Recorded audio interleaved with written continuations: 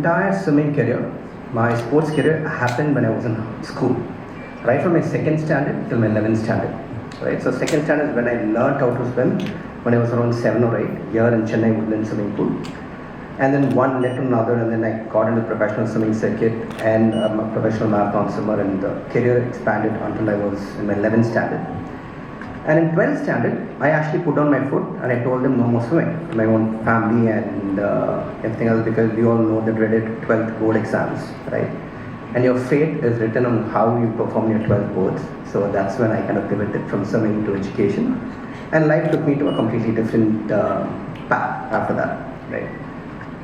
So one of the very common questions which I get when people kind of like know about my swimming, or even now when after all these years when people kind of interact with me, is what really made you go through all this at a tender age, right? You were 7 when you, crying out loud, you started learning how to swim, and then you were 12 when you kind of like crossing the channels, swam across the oceans, until I was like 16, 17, I was in the circuit.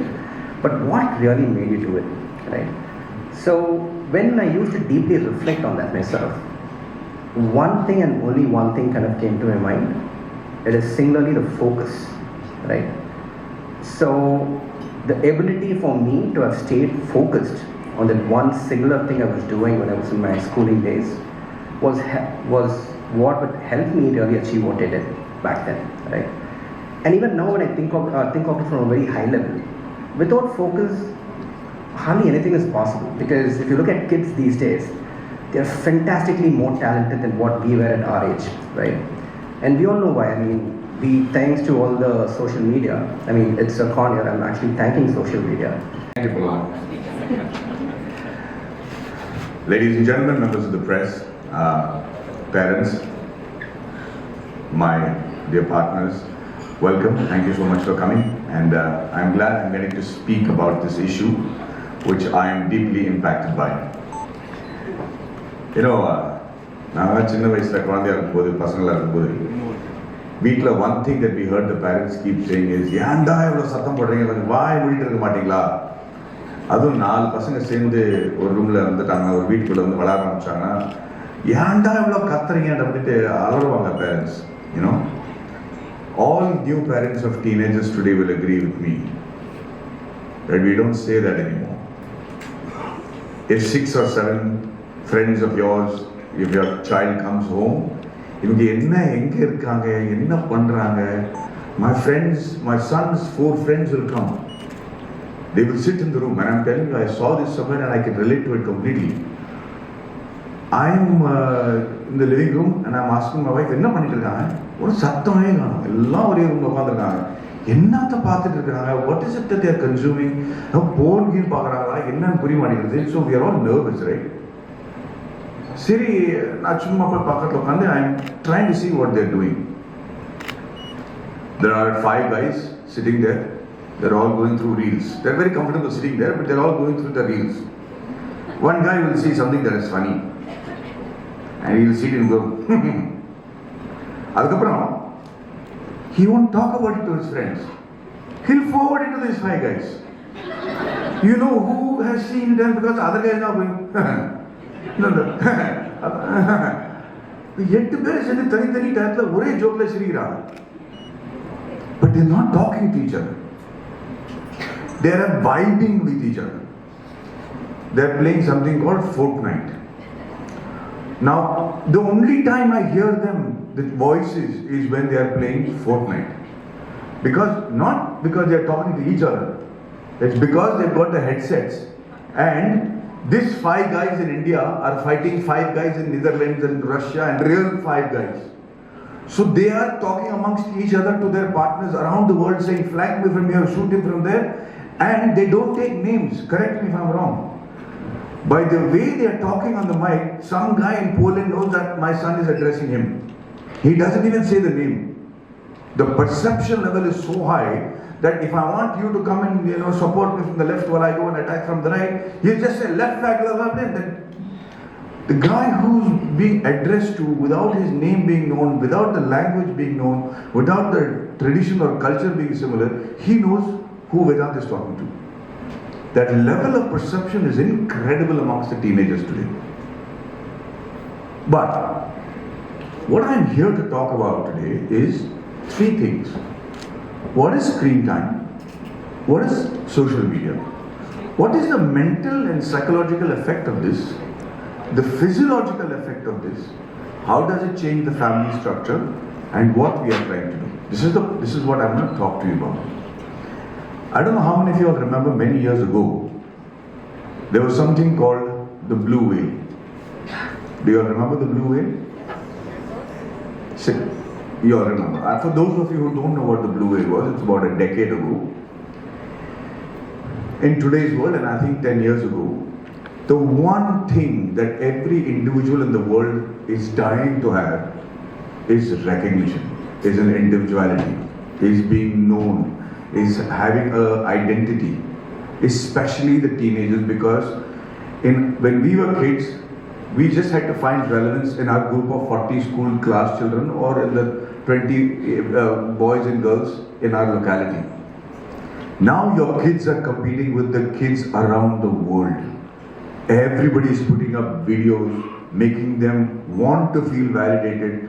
They also want to be as popular. They want to know likes, how much of dislike. So this lack of identity makes all these youngsters feel very, very lonely. And loneliness gives rise to a craziness that resulted in something called the blue whale. The blue whale was a program that was invented by a Russian psycho, which gave all these teenagers challenges that they had to achieve one by one. Yell at somebody from your window, throw an egg on the road, get in the way of a cyclist. Every challenge slowly became more and more tougher. And every time you did it and you uploaded the video, you got to the next stage. Ladies and gentlemen, it got more and more challenging, even more challenging, till it came to a point when it told the teenagers, take the phone and kill yourself on camera. And there were teenagers around the world just for that validation, just for that recognition, just for that honor or craziness, who were killing themselves on camera because of this blue whale app. Girls jumped off buildings in Singapore. Boys cut their wrist. It was so horrifying that we were living through that era wondering, oh my God, what will happen if I had a kid during that time? What the army and great defense agencies try so hard to cultivate within their soldiers to give their life for the sake of a belief of their protection of their nation. We spend so much time in training them, in motivating them, in feeding them, in feeling them and making them feel relevant and making them feel that their families are taken care of. So you can go and fight bravely for your country and if required, give your life for it. They spend years and crores of rupees trying to motivate somebody to do that. A small app was able to do that to teenagers. That put the fear of God in me. The second thing is, this is a dramatic impact, and I hope that none of our children ever get to see something like this. But even if you take a small thing, like my friend's daughter was very in love with animals. She was going to give her most important 12th standard exam. She loved the dogs, she loved cats and everything. Because she had been studying the whole night, the parents, just relax before you go to the school the next day. She went to the bathroom and sitting in the toilet, she was looking at reels. Somebody from that locality had put a reel of how he was beating a dog to death. Just one crazy idiot, he just said, this dog was barking the whole night and I beat the crap out of the dog. She saw that. She started to cry. It was one of the dogs that she knew. And she failed all her exams. She just couldn't get over the fact that somebody would do something as brutal like this. And imagine a 14-year-old girl seeing something like this early in the morning. This news is not relevant to her. You are not mature enough mentally, physiologically, psychologically to handle this sort of morbid news. That is the reason why we used to have censorship. That is the reason why Appa Amma used to say, "Dey, nalla pasangaloda suthungada, unoda company nalla illa. இவன் வந்து நல்ல ஆளு கிடையாது, இந்த பையனோட சுத்தாத அப்படின்னு சொல்றதுக்கு ஒரு காரணம் இருந்துச்சு. இப்போ you cannot say that. Because நல்லவன் கெட்டவன் கொடூரமானவன் பயங்கரமானவன் பைத்தியக்காரன் எல்லாமே அந்த ஃபோனில் இருக்கிறாங்க. And you have no control over who they are having a conversation with, what is the impact of that conversation, what is the company your child is keeping. The third thing is physiological aspect of it. Most of us are now only engaged in our phones. Even now, I'm not trying to mock you all, but instead of listening to what I'm saying, we are far more engrossed in trying to capture it and seeing if I can make a reel about what is going to happen, and this is what Maddie said. That aspect of making the phone such an important aspect of your life on every minute has made two things happen. One is your spine has started becoming curved at your neck.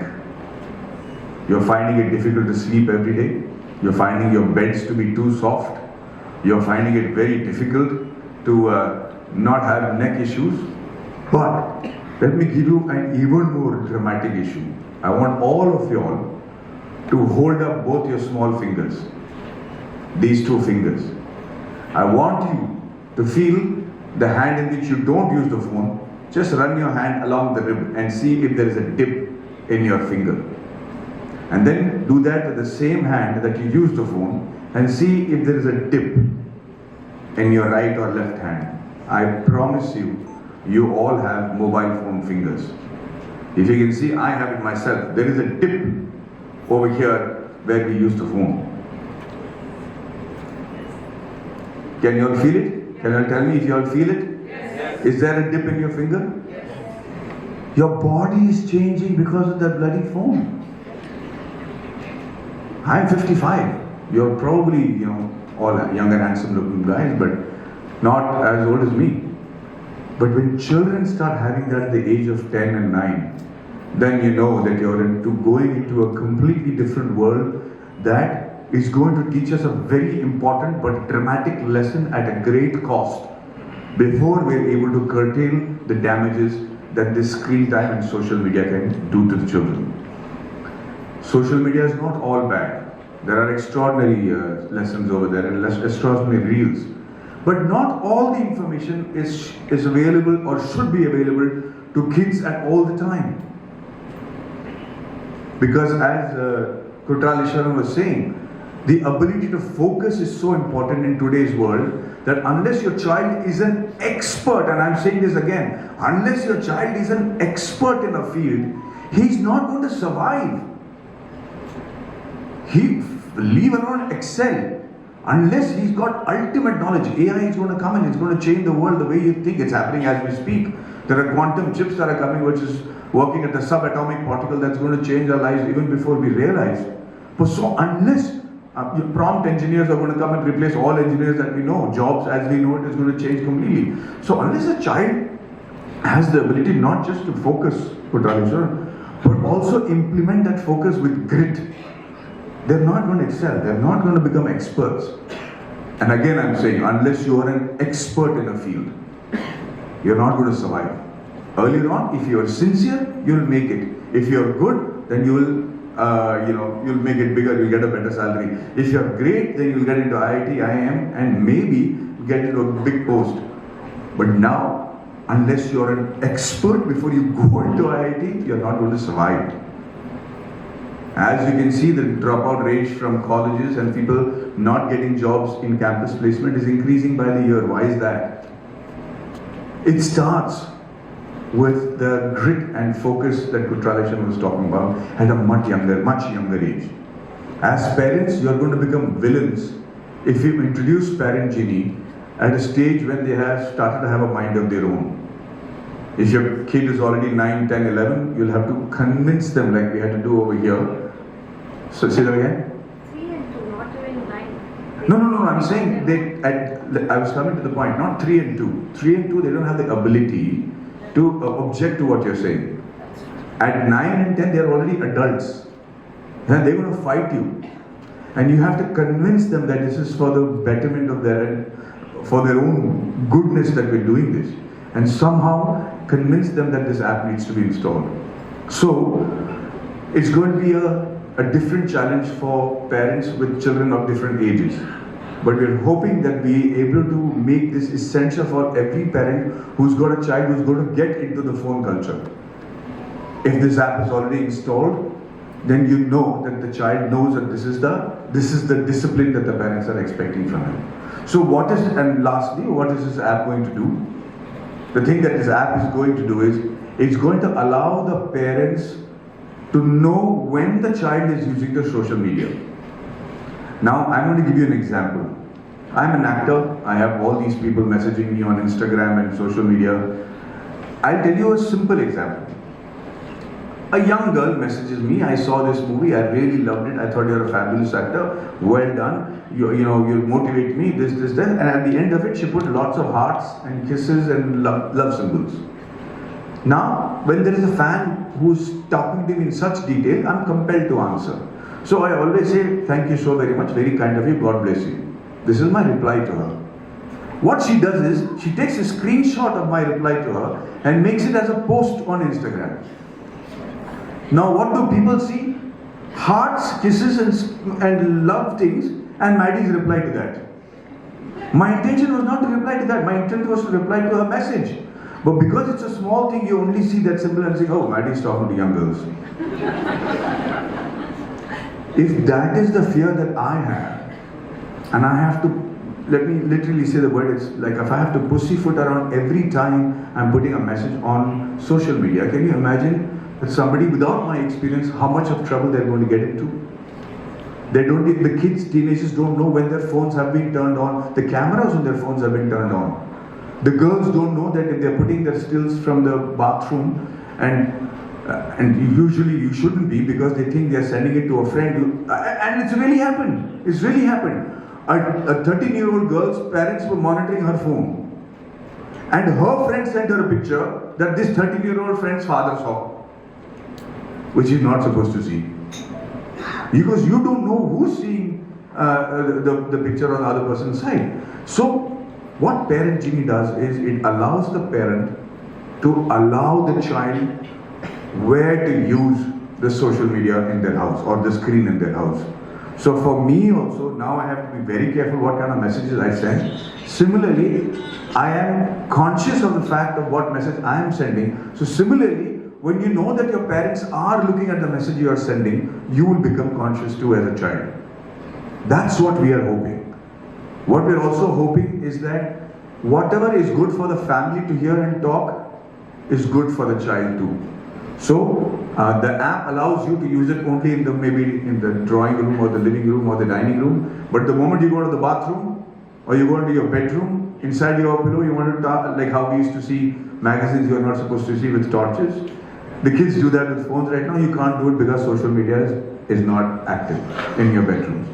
Similarly, for educational institutes, the teachers are tired because everybody's armed with knowledge. You talk to the kids, they're going to have another argument which has got no connection to you, and somehow everybody will start laughing. No problem, brother.